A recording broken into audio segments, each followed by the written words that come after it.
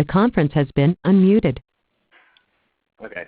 Yeah, I decided I'm not going to mute this because I may have to ask you guys questions along the way, and if I do that, I won't be able to hear your responses. So I'm going to go ahead and keep it unmuted. Hopefully, there's no extra conversations going on that will that'll interrupt. But anyway, this is the training for the NIC Payment Engine Admin, which is going to be used for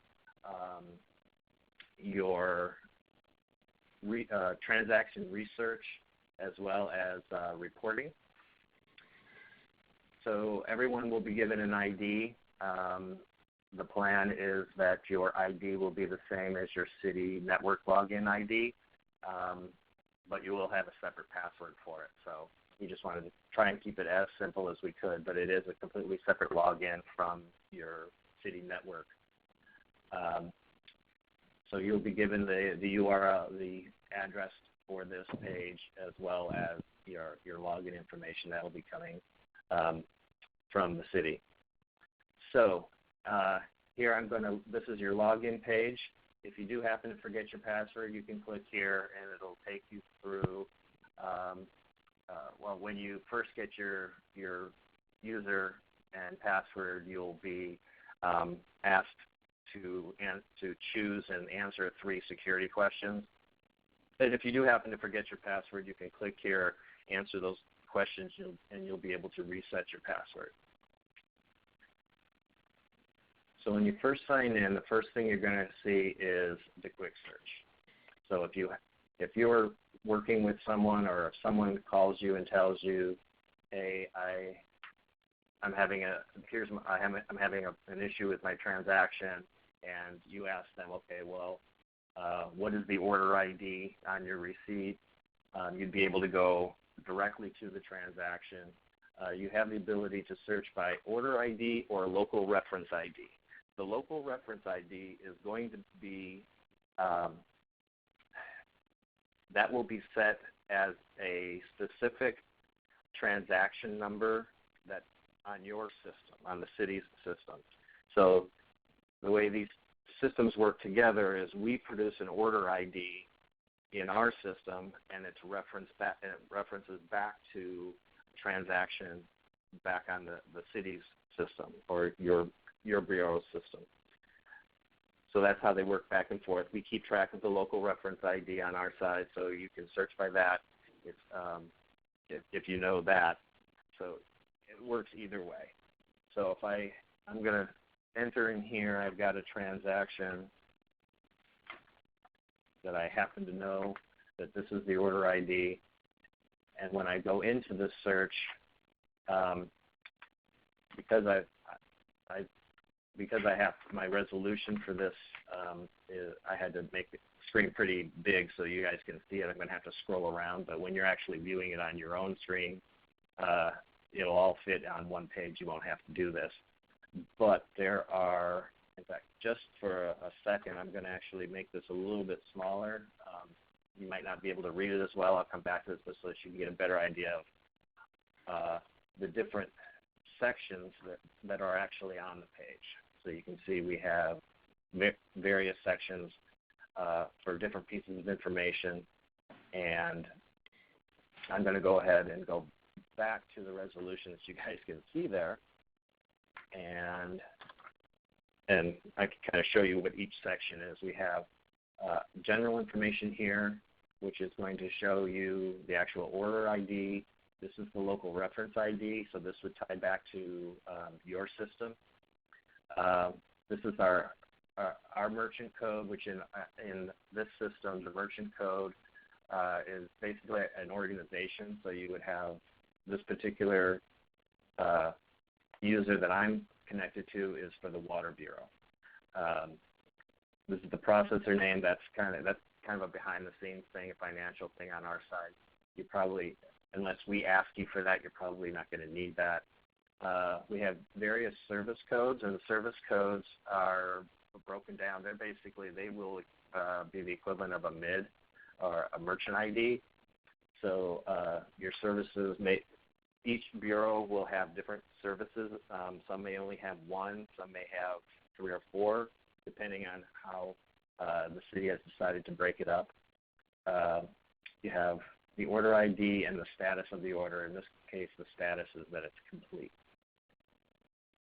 The next section we have is the customer information. So we have the name of the person, an email address if that was requested of them. Some services or some of the bureaus require an email address, and some don't. So, and the mailing address, or this is the address that for the billing address for the individual card holder. I'm going to go over to this side for a second. Here, this shows that if there was an invoice done, and here are the line items. In this case, it was just a test line item. And then there's transaction history, and we have the actual authorization. And in this case, this was an authorization and a payment. I'll show you another one in a minute that actually will show you an authorization. You'll see that it was marked for capture, and then that we actually captured the payment. We keep various order attributes, and some of these aren't going to. A lot of these are behind the scenes things that we keep. If a company name was entered, you'll see that the company name is kept down here. In this particular case, they entered the account number for the person in the company name. So these are the basic items that, I mean, if you're looking at a transaction, these are all of the pieces of the transaction that you'll see. You also have some links over here, like if you want to look specifically at the details of the authorization, you can look here, click on the link in front of it, and it's going to show you the actual authorization code. This is the actual code that came from the bank for the authorization. It shows you that it was a successful authorization. I mean, the credit card, it was a Visa, the last 4 numbers of the credit card, that sort of thing. We have the ability to add comments. So if you're researching this, and if a caller called in and they called in and you had to answer a question for them, you can add in any type of a comment, submit that, and then anyone that comes into this order later is going to see the comment that you entered.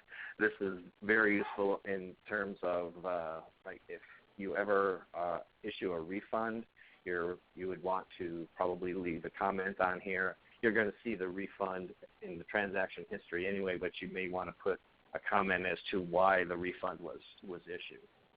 And then anybody that comes into this order will be able to see that.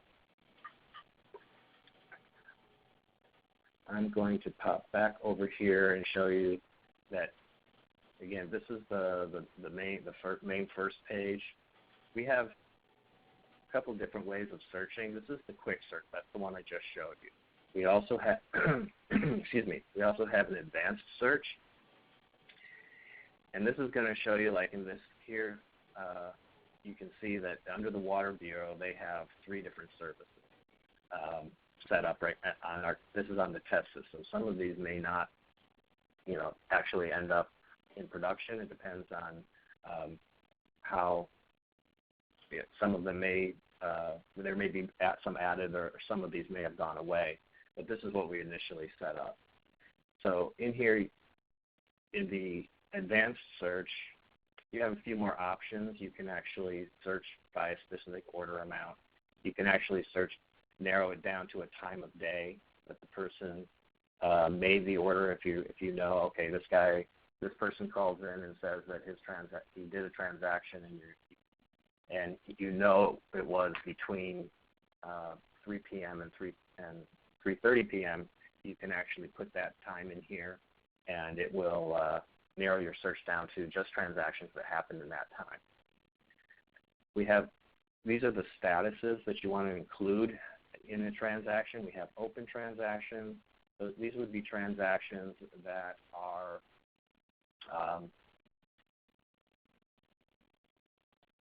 that are still waiting to be captured. Closed transactions would be transactions that are completed. Canceled transactions would be transactions that either, if your bureau is using AVS or the address verification service on transactions, and if the transaction came back as a failed AVS transaction, it is then, on our system, it is then marked as canceled. A failed transaction would be the case of a transaction that was entered and it was declined for some reason. Those would be marked as failed. So you can, in this case, with all of them checked, you're going to see everything that happens. So I'm going to actually look at, I'm using a lot of this water virtual terminal because it has some pretty clean data in it because we've been doing a lot of testing. So this one is pretty clean, so that's why I chose to use that one. So this should pull up all of the transactions that happened this morning. And you can see I have several in here that I've entered. And we actually have, most of them were committed and they're not open. So that means these were all successful transactions that have been committed. We have one that was not. And so we'll go look at that one. And you'll see here, this transaction was a failed transaction, and you see we have an authorization that failed, and if we think that you see down here, it was declined. So that is pretty much the end of that particular transaction. If go back, and some of these other transactions here, would be one that is an open transaction. It has not captured yet, and so what you'll see here is you'll see two pieces. You'll see the authorization was successful, and you'll see a mark. This means that it's marked for batch capture. The reason we're using batch capture is because you have a 7 p.m. cutoff time for your credit card transactions, so that you can have next day funding. So as far as credit card transactions, the business day, if you will, is 7 p.m. to 6:59 p.m. So they'll all be sit in mark status until 7 p.m. and then they will capture, and you'll see the third. Let me go back to one from. Actually, I'm going to go back to.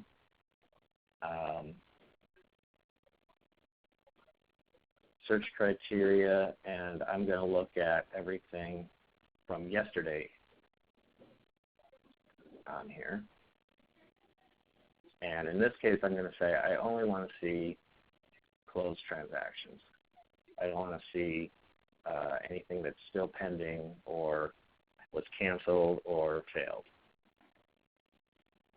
So I have these transactions. I'm going to click on one of them. You can see it is now a complete status. And this particular one happened to be, because it says they implemented a bank account, this was an ACH transaction. So in here you'll see for the account number, you're going to see this was the routing number, and then you'll see the last 4 digits of the actual bank account number that they used. Let me pick one that isn't a bank account one. Here's a credit card one, I'm sure. Again, it shows that it's complete. Now here we go. And you'll see that it was authorized. It was marked for capture. The capture happened, like I did this morning, but the capture happened at 10:30 this morning. And so now the payment piece was done. So now this is a complete transaction. And in the payment section, you can see that it was paid. It was a Visa card. There are no failure messages. The auth for this particular one shows that that it was a good security code match. It came back saying that it was a bad address and zip match, so you're always going to get back an AVS or a CVV response from the bank, but then it's on our side in TPE, we set up and say whether or not you choose to act on that failure.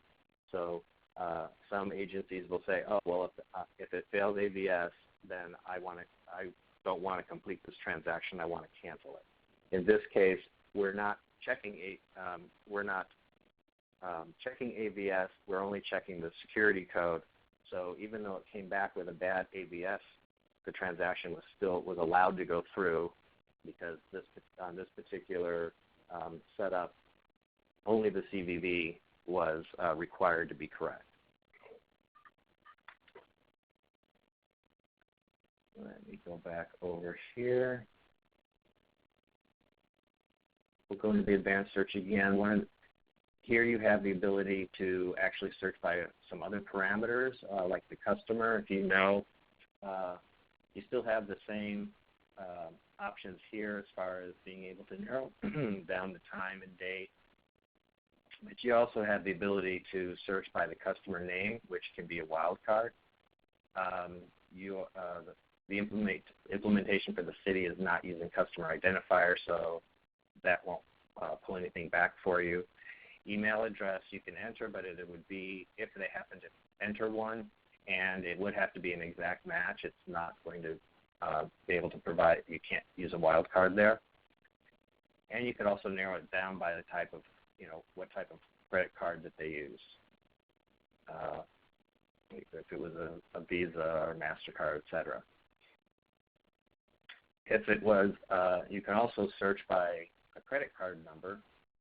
Again, this is only going to be the last 4 digits. So in some cases, this could, obviously many people have the last same 4 digits on their credit card. It's all the rest of the card number that would be different. So this may help you narrow it down, but you may get a fairly large list. We only have 2 different test credit card numbers that we can use. So in this case, if I put in, which I know is, I'm going to actually put this back to here and see all the card numbers that ended at 1111.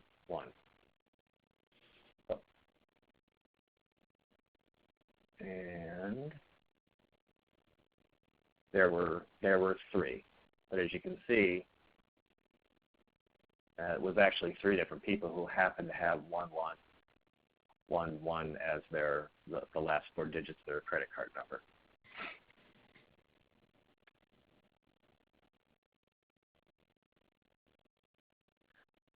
If you know that they paid by an e-check, you would use the bank account tab, and here you can put in the last 4 digits of their bank account number. These are really not we don't record that for this implementation. We're not recording the check number or name on the account, so those really you wouldn't use those. You would only use the last 4 digits of the bank account number.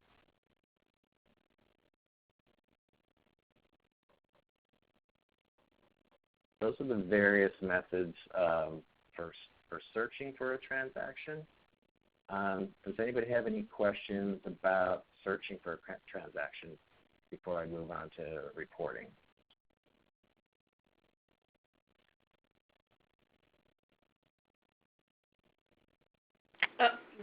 Can I ask a question about the customer name, where that comes from? Are you gonna be pulling that from POL? The customer name is for all of the implementations that I've seen so far, other than parking operations. Parking operations is a totally different ballgame. I don't know if we have anyone here from parking operations, but for all of the others that I'm seeing, they're using the custom checkout pages.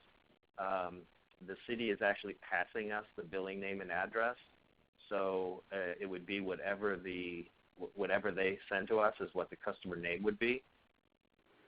The user does have the ability to change that in most cases, but for the most part, I believe that they will just continue on through the They should probably, most people would just pass on through the transaction when they're doing their checkout, and that would be the name that that would come up. Did that answer your question? For the most part, I'm with BDS, and I believe that our Visa contract is an amendment to the parking operations thing, and we have people calling in through IVR and phoning in payments. So they'll have a generic name in that case. Is that? The IVR, we're still starting to work with people on that, or with the IVR, the people who are the IVR vendor, and again, it would be whatever the IVR vendor sends to us.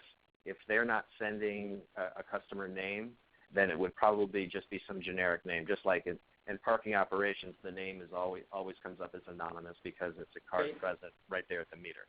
Okay, so that name. Okay, so if it's a name that the city's providing, it's not coming from the credit card number. Okay.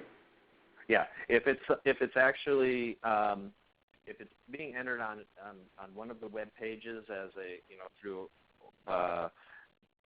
then yes, it would have the actual name of the person. If it is coming IVR, I don't know what. We just started talking with them, so I don't know specifically what they're going to pass us. But if they are able to send us a name, we will have that. Okay. I don't know how they are actually integrated with the city as far as when someone is dialing in and they enter in their account number. If the IVR vendor is actually querying the city's database and is acquiring the name of the person on that account and passing that as part of the payment. Yeah, right now they're not. So that's why I'm asking. It would be nice. Okay. They all say the same thing, which is unfortunate. Yeah. Okay. Thank you. That would be the same. All right. Sorry. I have a question for Chris Junk, who just happens to be sitting across from me. On the quick search, one of the search methods was local reference ID. Yes. In the case of revenue, is that going to be the confirmation number? I think so. Okay. That's what we were talking about. Thank you. Good answer. Yeah, the local reference ID may be, that should always be the same. It should always tie back to some transaction on your side, and Rick and Chris would be able to tell you what that ties back to on your side. And he did, so, and we're happy with the answer. Yeah. Okay, great. Any other questions on searching for transactions? I have a question on the AVS and CVV codes and sure. what passes and what constitutes a fail. Are those overall for the entire city, or are they specific to the different groups within the city? My understanding is that different groups have their own requirements as far as whether which pieces they want to verify. There are some that are actually verifying the zip code as well as the CVV, and some are only verifying the CVV. Okay, so when it comes to making decisions about what passes and what fails, the bureaus should be doing that with BTS? Are we going to go back to who's actually going to be in control of that, I think, is Rick and Chris would have to say. I don't know if that's going to reside with them or if that's going to go back to Treasury for them to say, once you say yes, say that you're not currently set up to use AVS verification, but you want to. I think you would have to notify the Treasury, and then they will tell us, and we can turn it on. Okay. Thank you. Just generally on those verifications, this is Chris, just generally on those verifications, AVS verification, it gets done by the bank. You generally don't want to do any sort of, certainly not any stringent. There's there's different levels of address verification. As far as you want to take it is verify the zip code if you're collecting it. Anything else, you're going to get lots and lots of denied transactions for things that should really be valid. Okay, thank you. Yeah. And AVS there's transactions where you can't collect it, so you can't pass it through to validate on it, so you can't, but we're working that out. It is service code by service code, and we're working that out. Right. Yeah, and on that AVS, it is I would have to say that it's not always. You do get some failures that are. I don't think the database is kept up to date as well, because that is also subject to the customer notifying the bank of their address change and that the bank actually updating the correct address. I moved once and told my bank that I moved, and they updated my mailing address, but they didn't change the address on the account. So I was getting address failures, AVS failures, because of that. So that's kind of it. Actually goes back to the customer actually notifying the bank and the customer knowing for sure what address the bank is using, whereas the security code is actually issued by the bank. So that is actually that is a much better check and database. It is kept up. That is up to date all the time. So, any other questions on that? Okay. So let's go talk about reports.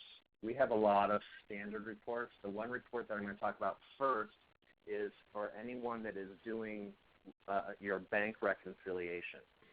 We will have a custom report that will be sent to you each day by the individuals that are identified by the city as needing this report. And this report is run based on a 7 p.m. to 6:59 p.m. Time frame. All of our standard reports run on a calendar day. So obviously to actually match up with the bank deposit, you'd have to use this other special report. But these reports that I'm going to show you are based on a calendar day. The reports there's a lot of reports on here. Some of them will not be meaningful for your implementation, so I'm going to cover the ones that are going to be meaningful. The batch reports, the batch detail report is meaningful to you for sure. The reconciliation report that we're going to be sending each day is based on this batch detail report. So when I come out here, in this case, obviously there's only one merchant because my access is only for the Water Bureau, but I have all the different services that the Water Bureau has. So I'm just going to show me all of them. I want to see all the transactions from August. I basically just want to see all transactions. So when I run this report for the month of August,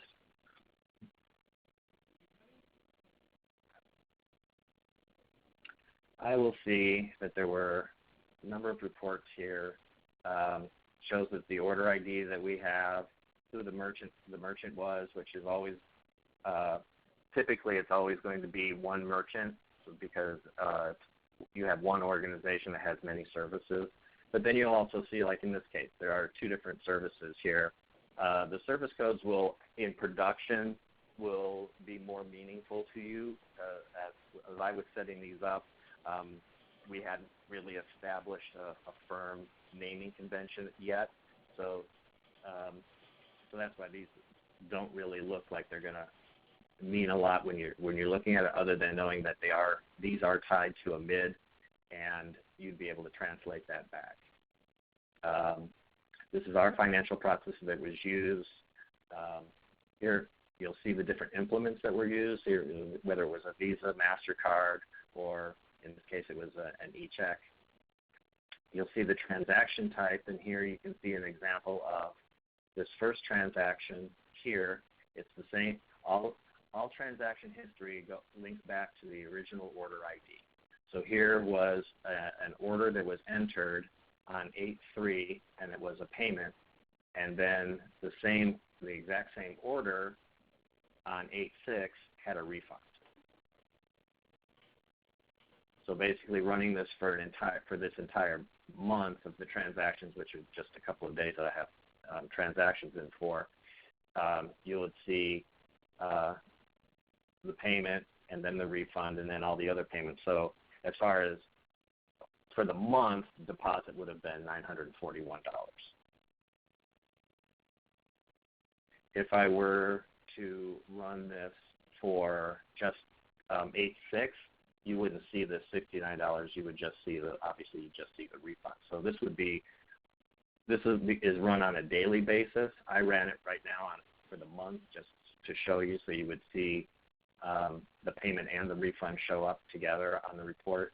Typically, you're not going to see the same thing happen on the same day. And these are only transactions that actually completed. So in the case where you had a transaction that you entered and then the same day you went in and canceled it before it captured, obviously they're not going to show up on here because that transaction was never completed. So this is only going to show completed transactions.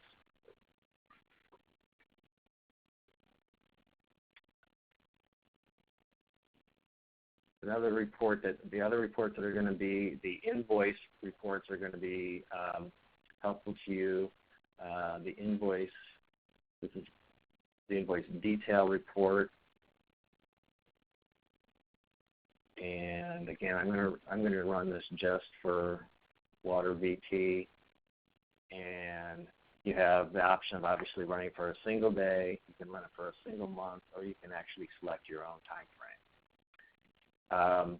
On this particular report, you can also optionally say, I only want to see certain SKUs.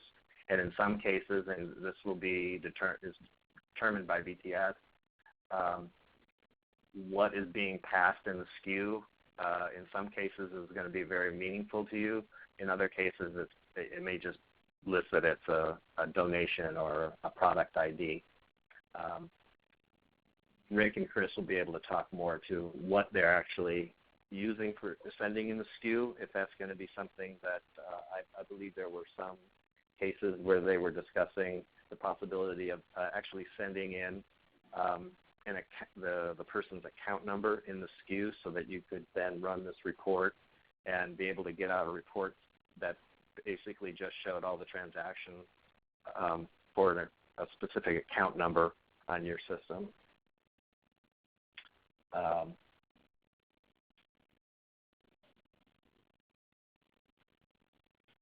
when I run this report, you can see here is the order ID. Here's the order date, the invoice date.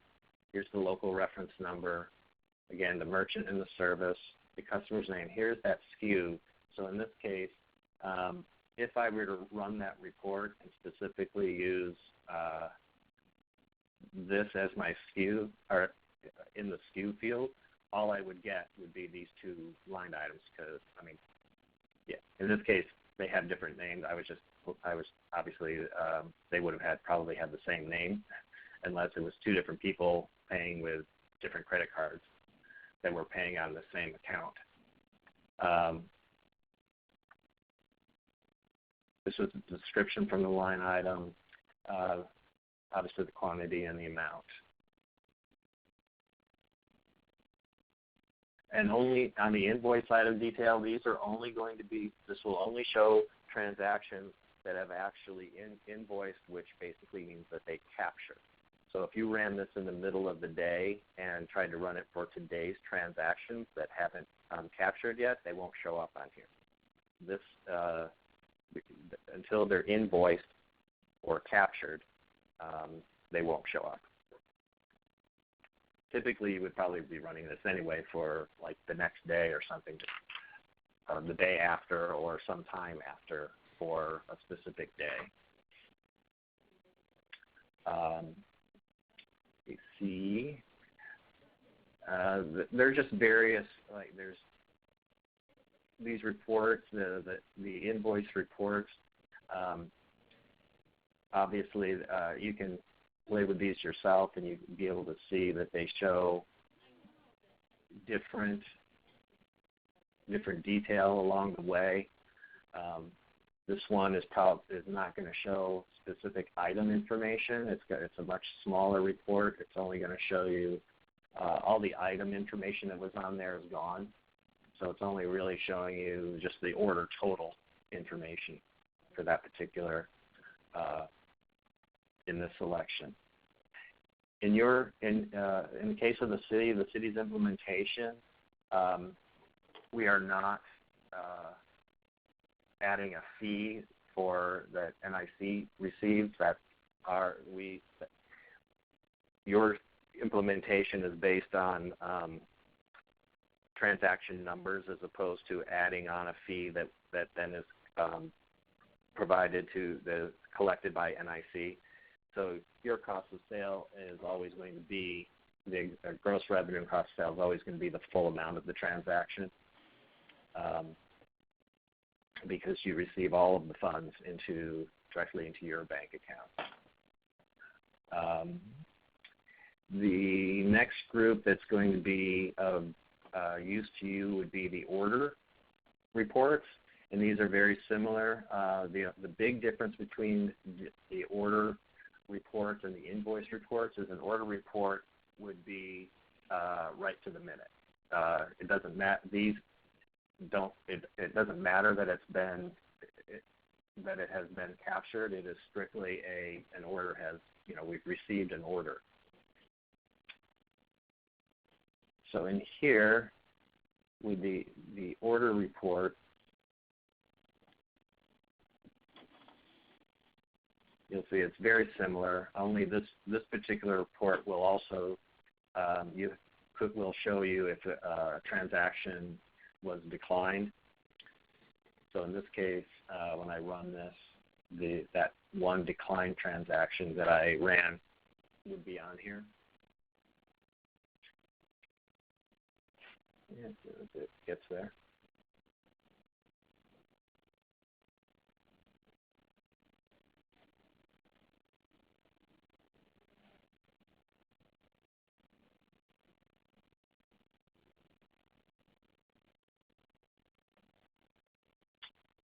Seems to be taking a while here.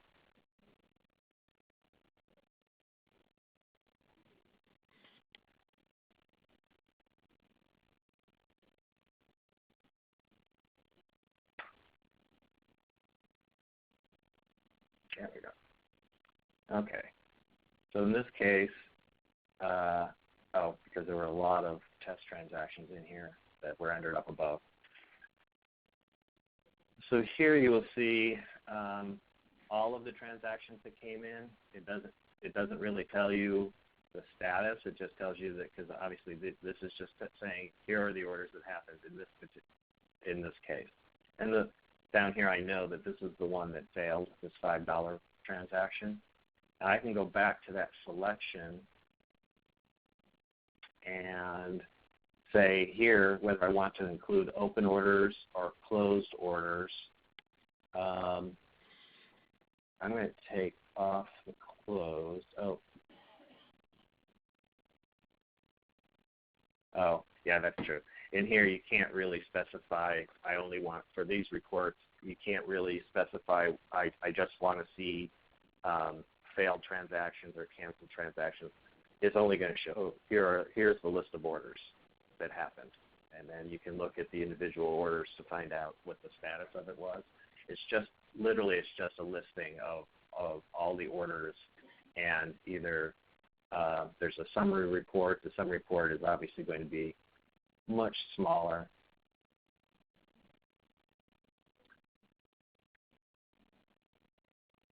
So is a failed order considered an open order or a closed order?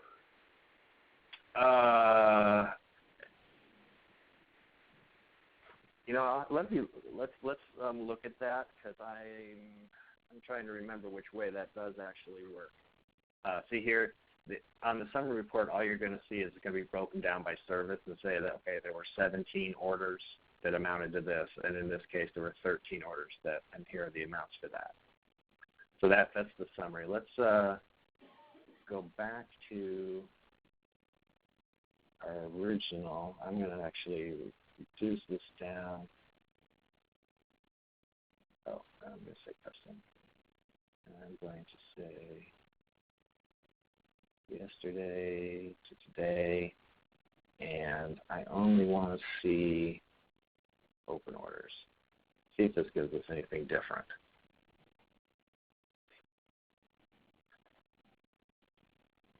I think for this report, I should have run the other way. Okay, this is only, okay. When I did an open order, I had this one here. This is that $5 one. So this was the fail. So it's considered an open order because it's not, because it didn't complete. So the failed and the canceled will show up. If you ran this and said, I only want to see open orders, it's only going to show you those. If I ran this and said, I only want to see the closed orders,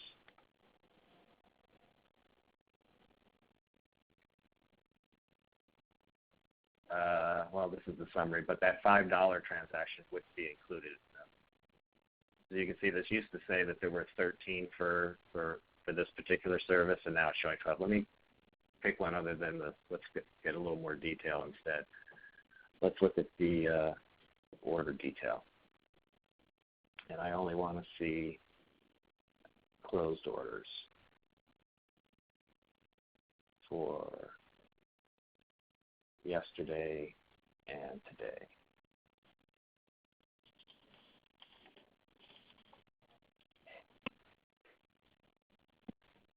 Okay, so now as you can see on here, that $5 order doesn't show up anymore on this particular report. Okay.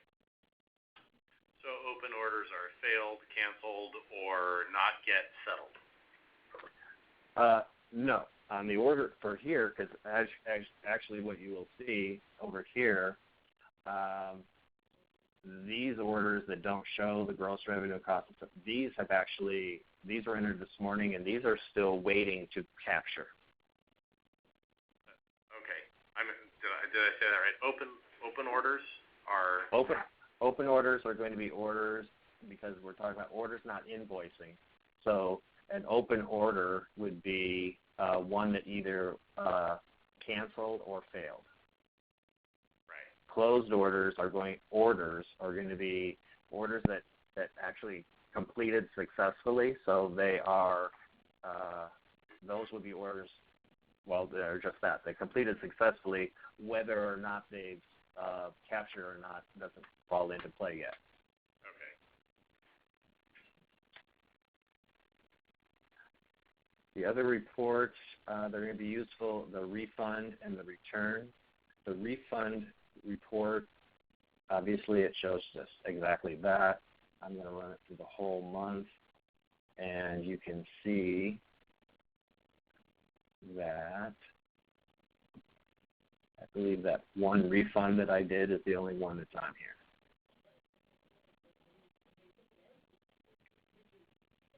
That was the only refund that I processed. Now returns is a different. Returns are obviously those are chargebacks. We are not notified by the bank or Elevon that when a chargeback happens.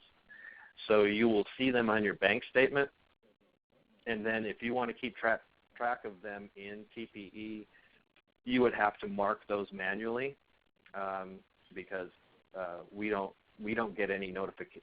TPE doesn't get any notification from Elevon or Wells Fargo saying that a chargeback happened. So in those cases, I have partners that I've worked with that they get them, and some actually take the time to enter them into TPE, and some don't. Some just, they just choose to handle it outside of TPE, and they just leave TPE alone. But that's totally up to you on how you want to do that.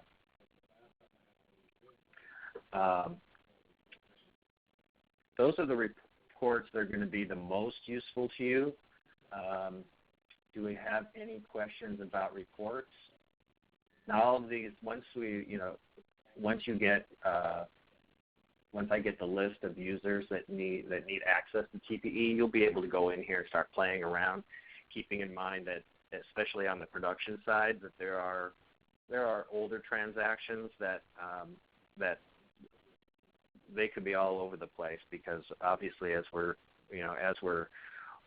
working on getting everything set up, they may have been entered with totally differently with as we're adjusting and fixing parameters and that sort of thing. But as we're getting closer to all of these being rolled out to production, the data should actually match.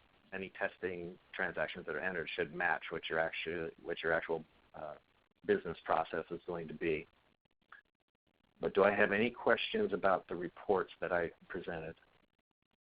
Yeah, so you mentioned that if you had chargebacks or whatever, you could go back into this and record that information. How would you do that? That's the next piece. The next piece I'm going to show you is refunds and chargebacks. Okay.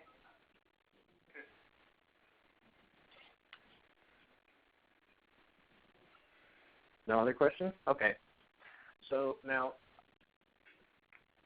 in TPE, we have various roles, and the roles of being able to issue refunds and cancel transactions and mark transactions for mark the chargebacks. Those are only certain individuals will have the authorization to do that. It's a different role. So I'm going to log out of this user. I'm going to log in as a different user, and so I can show you those.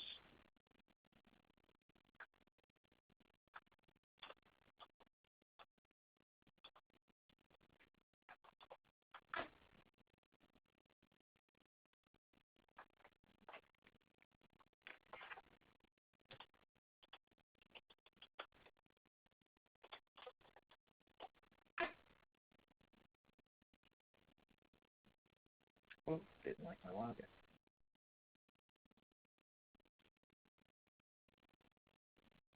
Well, I'll use a totally different one that I know. This is going to have a lot of extra information on this particular user, but I'll be able to, once I get to the screens, you'll be able to see what I'm talking about. Germany.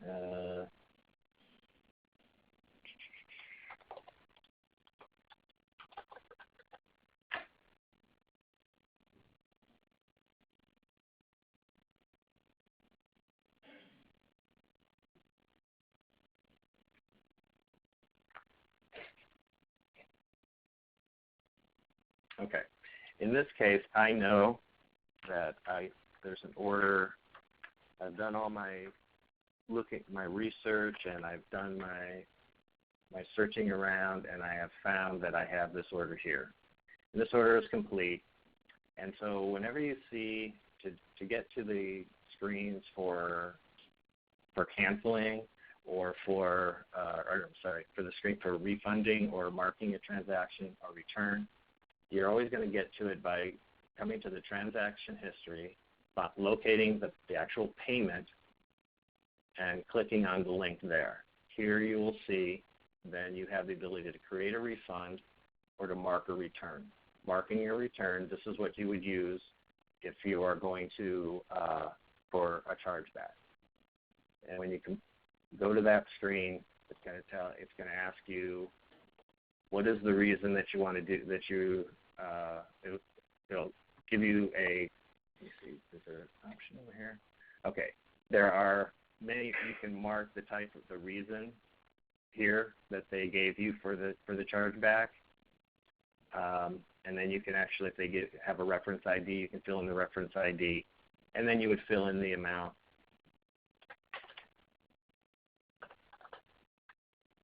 And then, well, it wouldn't let me do that. It's not going to let me return greater than the actual transaction amount. So There we go.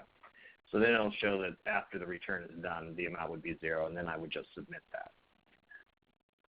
I'm going to go back and show you, if you're going to create a refund, you have 2 different options on here. When you create a refund, first of all, you cannot refund greater than the amount of the original transaction, but you can do a partial refund if you chose to. So if the person was just overcharged and you want to give them part of the money back, I can do that. And then you have 2 choices. You can issue a refund or you can mark a refund. The difference between them is issuing a refund is going to be just that. It's going to go out to the bank, and it's going to actually create a refund on that person's account for the amount that you chose to refund. Mark refund, this is only going to affect what's in TPE. It doesn't actually affect all the banking process. What you would use this for is if for some reason you issued a paper check to the person, but you want to keep track of it in TPE to make sure that no one else tries to issue that person that refund again. Then you would go in here and mark it as a refund in TPE, because now that's only going to show it in TPE. It's not actually going out to their credit card and trying to give them a refund. Your refund window is 60 days from the date of the original transaction. So if it's on the 61st day, you will not be able to issue a refund. You will not be able to issue a refund through TPE. You would then have to actually do it through another method of sending them a check. And then you would want to come in and mark it as a refund to show that you did send that person a refund, so that if someone else came in, the person called back and said, hey, I need a refund, if they go into TPE, they're going to see that a refund was already given. So in this case, I'm going to say I want to issue this refund, and the refund was successful. So now you can actually leave a comment right here, but unless a person actually comes into the actual refund link on the transaction history, they won't see this. So I'm going to go back to the order details, and you can see here now there is a refund of $90 was here, and it was successful. And then I would come back here, and down here I had this comment. I would add a comment on here that says, let's say in this case I issued it, but if I marked a refund, I might want to say refund check number whatever. So then that comment is going to show up down here. So it would show here that it was a marked, that there was a refund. And if it had been a marked refund, you could down here note, okay, we refunded this with a check, and this is the check number. And now anyone that comes into this order, because this is on the main transaction history, they're always going to see that comment there.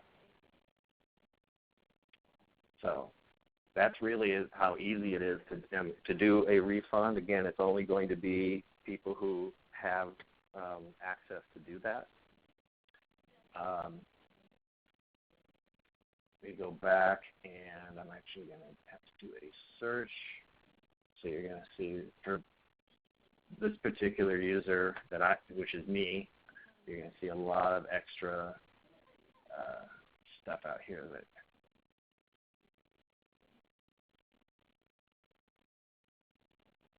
City of Portland and Water Bureau for today.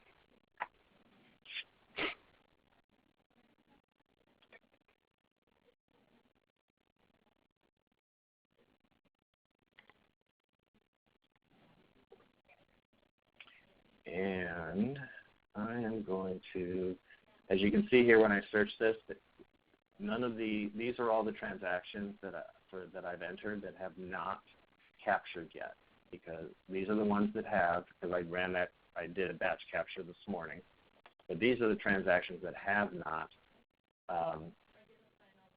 captured yet. So I'm going to pick one of those. And you can see it's an open transaction. It has a mark and authorization. And here I have the ability to cancel this order. So if this was done accidentally, and now I don't want this to actually capture and complete, so it won't show up anywhere. Well, the pending transaction will show up and fall off, but when they get their credit card statement, it won't show up. So if I cancel that transaction, you'll see now it's been marked as canceled.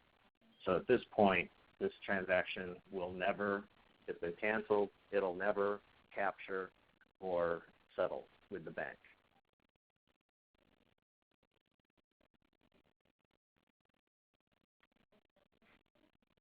So, do we have any questions about canceling, refunding, or marking returns? So once you've canceled a transaction, how can you tell it's been canceled? By the status on the order, it shows right here that the status is now canceled. Oh, okay, thanks. Has anybody ever, I don't know, or is there an API or something, or is there integration with different systems so that we could have payment statuses uploaded? For example, if we refund a payment that was made via the web in the billing system, can we have a process that uploads those statuses to the payment gateway or to the whatever TPE automatically?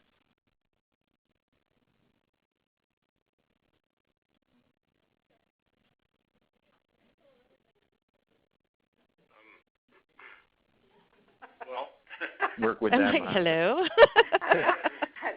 Silence. is this the post-back functionality, Eric? So if there's something canceled here, if we had this service code enabled for post-back, we could potentially have an endpoint that you would hit as a result of this action being taken? No, because refunds are solely within TPE. We're not actually. That's one of the reasons why refunds and cancels are segregated and only allowed by certain individuals is that those happen solely in TPE.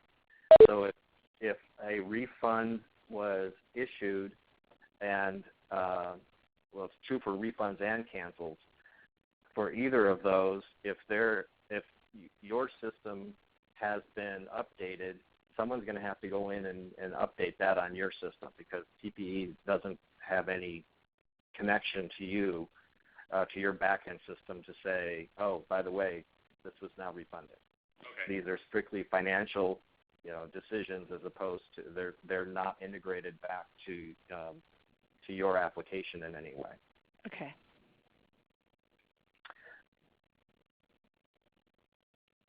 So, but aren't you asking if there isn't a way to push transactions that happen in that back-end system automatically to this as opposed to doing it manual entry? Isn't that your question? The answer, if that is the question, there is no way to do that at this time, and that is something that would have to be considered as an enhancement that would have to be investigated. At this time, no, that will not happen. Okay. But it is something that if that's something that's requested that you want, that can be discussed as far as an enhancement.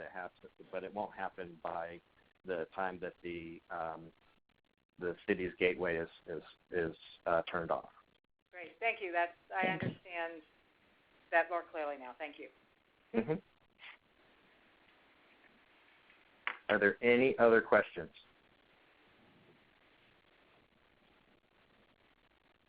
Okay. Hold on just a second here.